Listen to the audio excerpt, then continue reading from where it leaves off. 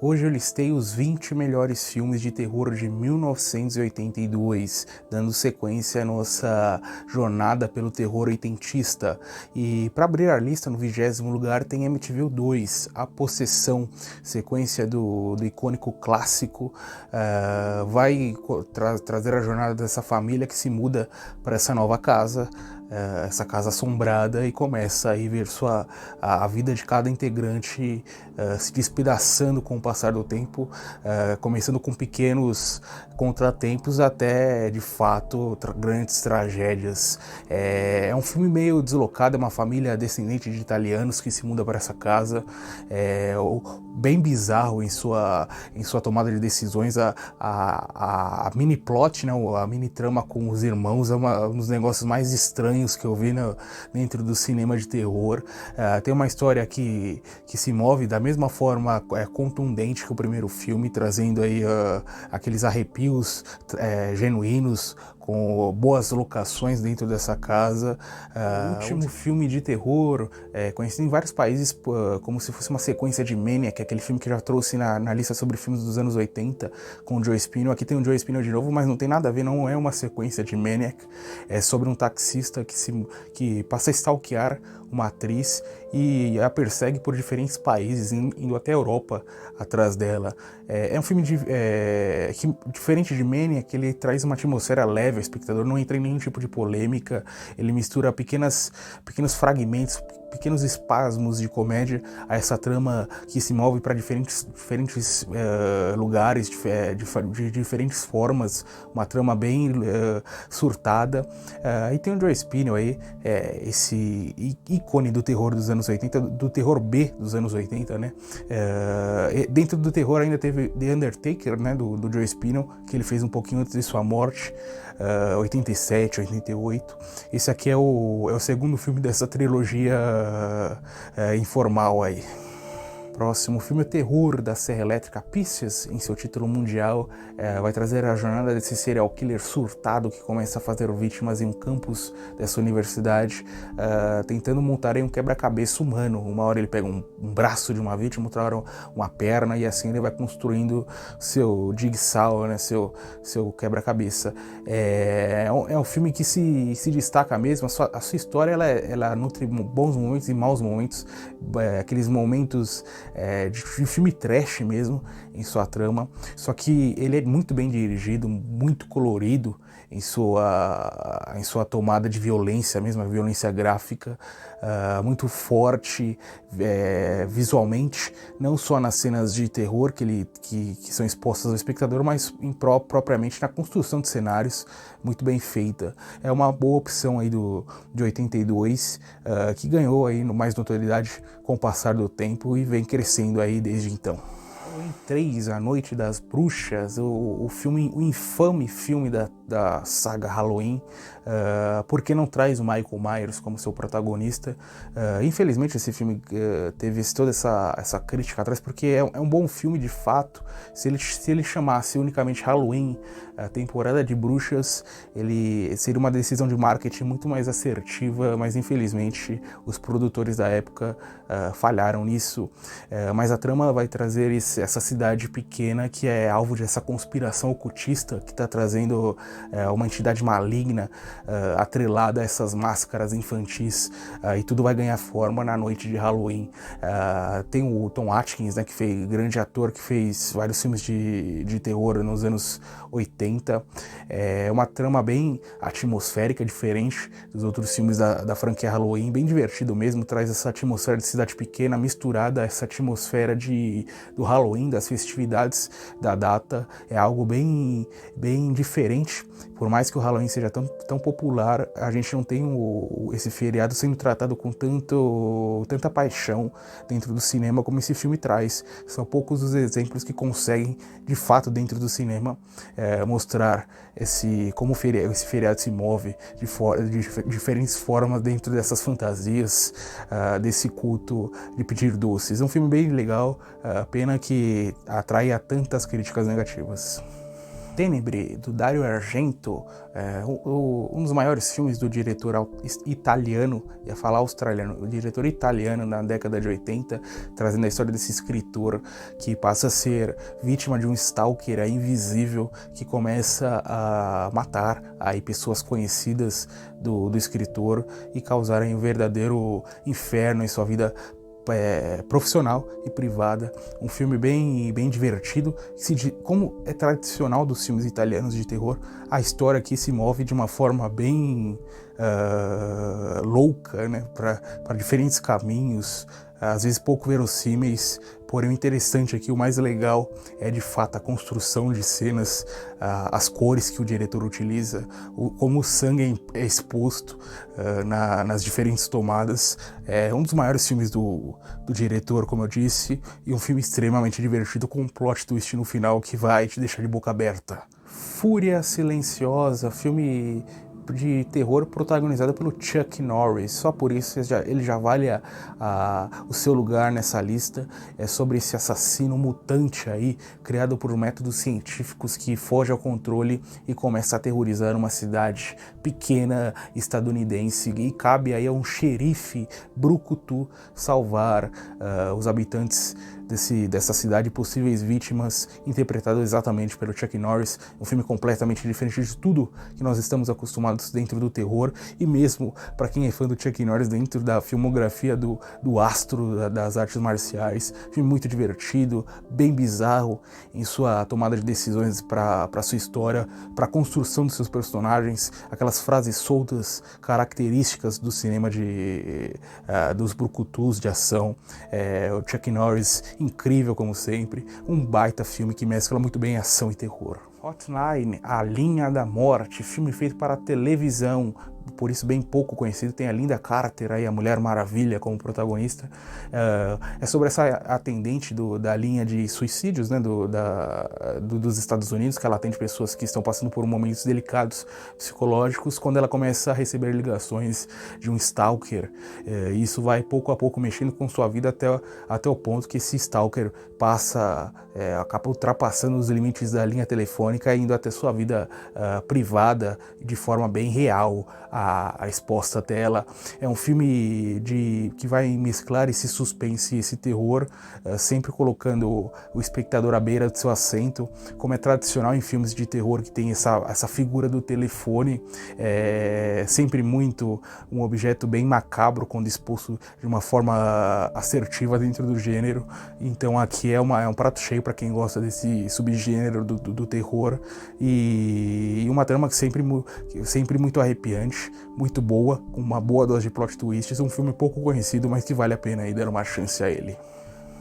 Horário de Visitas conta a história dessa jornalista que é atacada por um maluco, por um homem surtado, vai parar no hospital, só que esse lunático, ele não quer, ele quer a morte dessa jornalista e começa a persegui-la dentro desse hospital.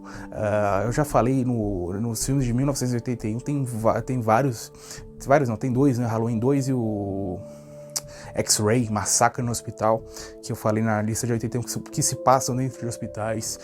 A década de 80 trouxe vários exemplares desse subgênero. Esse aqui talvez seja o mais conhecido. Tem a Lee Grant como protagonista do filme, a atriz aí que na época desse filme já estava na faixa dos 40 a quase 50 anos, então ela dá esse ar de maturidade, a construção do personagem central. Filme muito claustrofóbico por se passar dentro de um hospital, aquele branco que invade o espectador a todo momento, e a figura desse assassino aí invisível que desperta a curiosidade tanto do espectador quanto da protagonista e dos médicos ao redor. Um grande filme. Assassinatos na Fraternidade Secreta, filme de fraternidade, slasher oitentista, eles são sempre incríveis, não escapa a esse brilho, e esse aqui é mais um exemplar que vai trazer de uma forma bem digna esse subgênero. A trama aqui ela é simples, essas universitárias que estão nesse camping, né, nessa casa de fraternidade isolada com uma piscina, e uma pegadinha dá errado, uma tragédia acontece, disse, elas tentam esconder isso e, como se nada tivesse acontecido, elas dão uma festa ainda na noite. Só que o aspecto da vingança, assassinos surtados vão surgir, e é aí que o bicho vai pegar, né, durante essa festa. Como é característico em filmes de fraternidade, a figura dessa casa é muito bem explorada com seus ambientes. Nós vamos ter aí quartos, até geladeiras, em uma morte sendo explorada, sótão.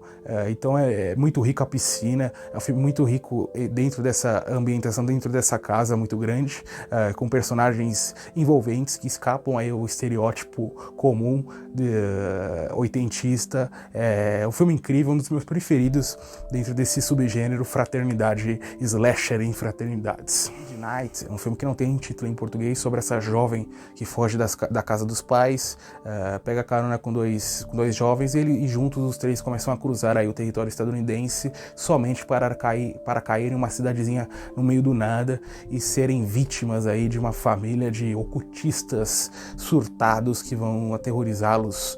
É um filme muito divertido, não se leva a sério, é um filme que adentra aquele gênero de filmes de terror de estrada, até o ponto que ele nos leva a uma trama satanista com esses personagens que fogem ao comum. É um filme B que ele em nenhum momento ele esconde essa sua personalidade, sua característica. Filme bem divertido, ele vai crescer mesmo nos últimos 30 minutos de filme, é quando ele pega fogo, quando ele fica divertido, quando ele sabe lidar, quando ele começa a acertar ao lidar com esse subgênero ocultismo. E tem aí o Lawrence Tierney, ator lendário de Hollywood, que fez filmes no ar da década de 40 e 50, aqui mais velhinho, fazendo uma ponta.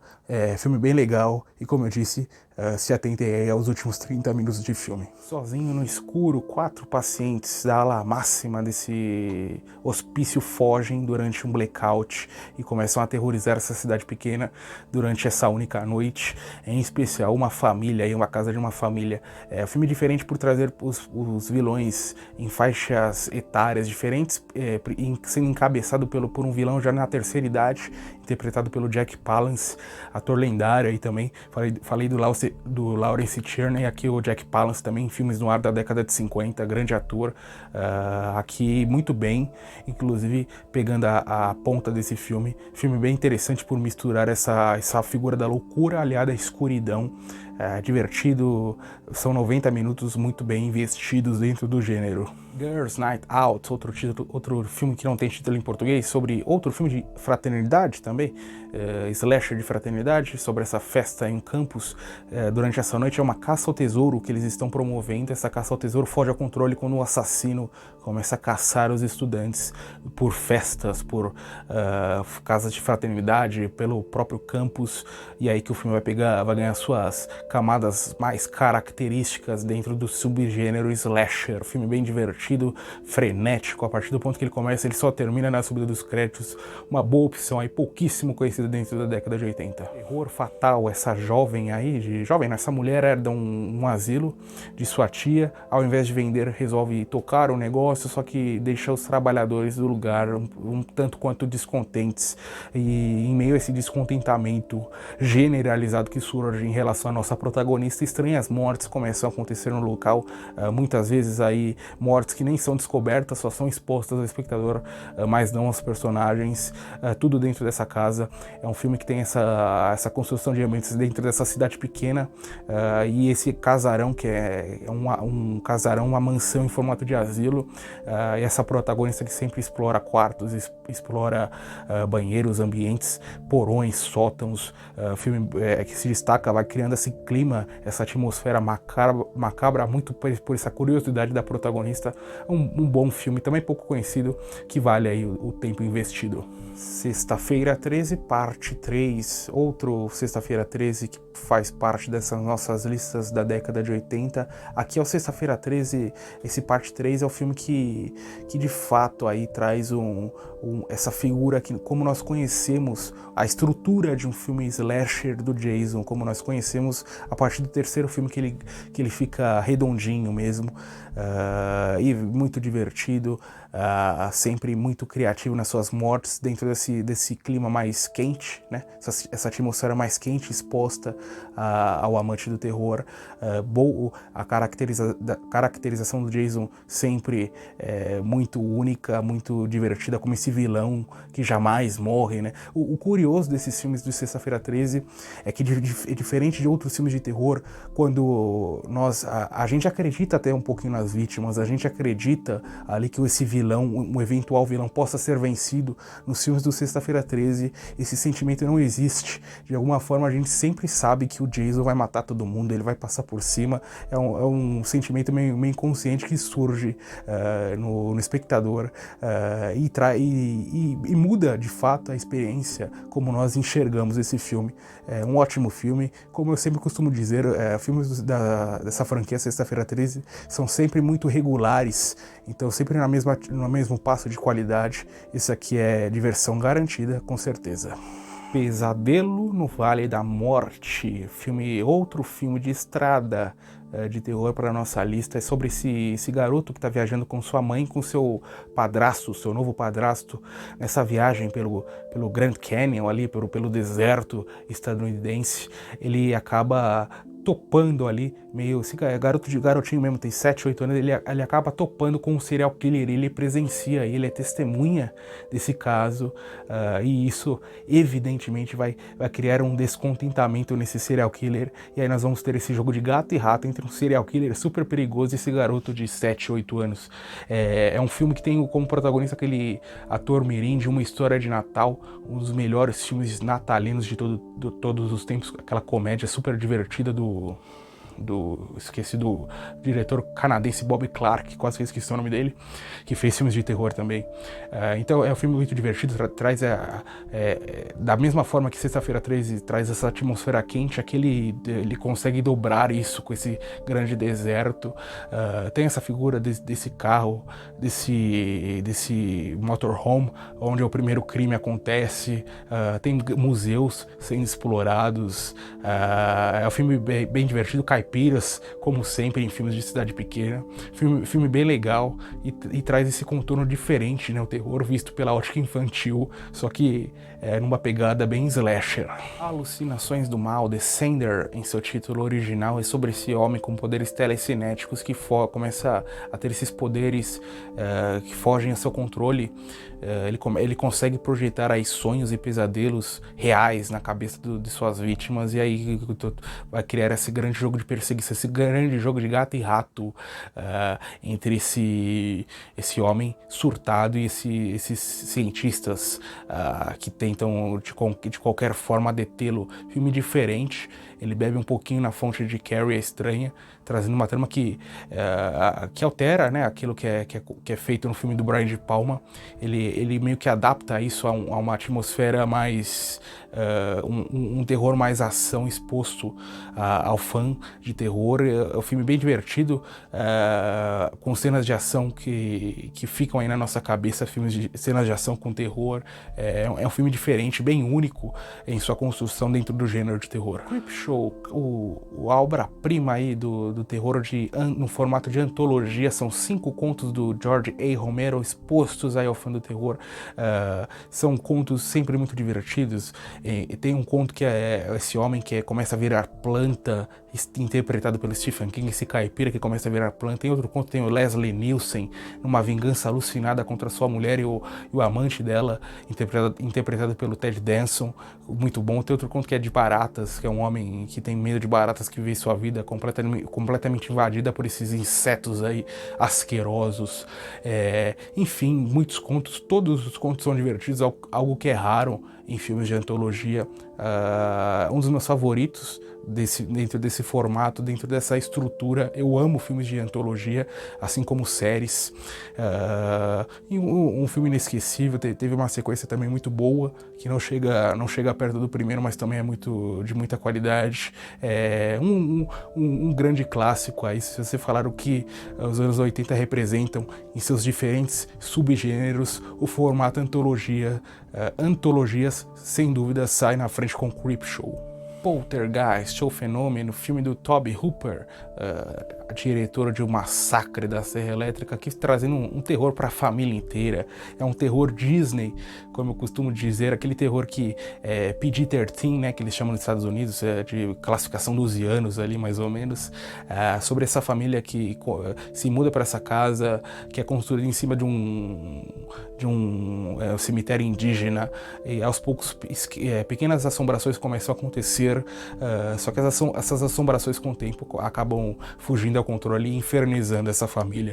Filme incrivelmente bem dirigido, aquele terror alto, né, formato orquestra mesmo, com grandes cenas, grandes efeitos práticos, efeitos especiais incríveis.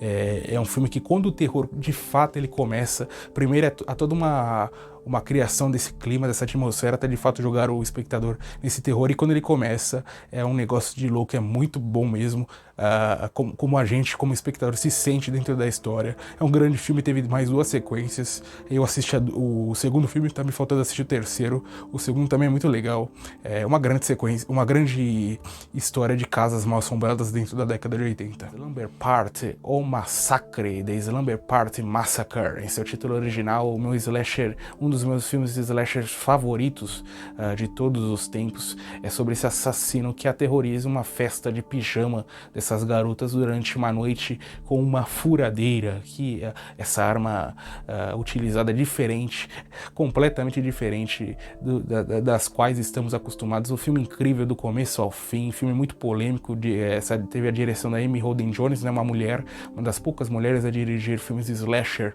na década de 80, que ela traz uma obra-prima, na minha opinião, do terror desse subgênero, e foi um filme que, considerado com alto conteúdo misógino, vai de visões diferentes, de diferentes pessoas, cada um encara com sua forma subjetiva de ver esse filme. Eu tenho ele como um dos meus filmes de conforto, muito bem dirigido, com ambientações incríveis, primeiro dentro dessa escola, depois de fato dentro dessa festa do pijama, com esse assassino surtado. Filme bastante violento também, teve mais 2 sequências, assisti as três incríveis. O primeiro, claro, muito superior, mas essa é uma franquia aí que no Brasil é pouco conhecida. Eu recomendo que vocês assistam o quanto antes, que vocês vão se divertir bastante. Chegando a número 1 da nossa lista, O Enigma de Outro Mundo, Kurt Russell como protagonista, o nosso brucutu, um dos brucutus favoritos dos anos 80, em mais um filme em que ele é dirigido pelo John Carpenter, o mestre aí do terror, Halloween, o que mais que ele fez? Os Aventureiros do Bairro Proibido, Fuga de Nova York, que diretor maravilhoso, Eles Vivem. O Enigma de Outro Mundo vai trazer essa trama que acontece na Antártida, esses pesquisadores que se veem invadidos por um vírus alienígena que vai pegando corpos como seus hospedeiros para aí causar destruição. Um dos meus filmes de terror favoritos, sem dúvida, é o filme de terror com os melhores efeitos especiais, as melhores maquiagens da história do cinema. Não há nenhum filme que chegue nem perto do que esse filme construiu em sua estrutura de maquiagens, naquelas cenas com os personagens caindo aos pedaços, se desfazendo, esse alienígena surgindo, mutações. É um filme visualmente encantador e tem toda essa atmosfera gélida exposta ao espectador. Foi um filme que foi filmado dentro de um grande frigorífico, né, de um estúdio em formato de frigorífico. Por isso que eles conseguem transpor esse frio, porque os atores de fato estão sentindo frio. Não é aquele filme que finge que o ator está sentindo frio com 50 graus na cabeça, fingindo estar no meio da neve. Então é um filme que por isso consegue também trazer essa experiência de uma forma mais realista até o espectador. Filme incrível, não há muito mais o que falar. Meu filme favorito do John Carpenter, como eu falei, um dos meus filmes favoritos de terror, entra facilmente no top 5. É isso aí, galera, chegamos ao final de mais um vídeo, mais uma lista com os filmes dos anos 80, 82, 81, 80, agora próximo filme 83, então Coloquem aí qual o filme favorito de 82 que eu falei nessa lista. É isso aí, até o próximo vídeo.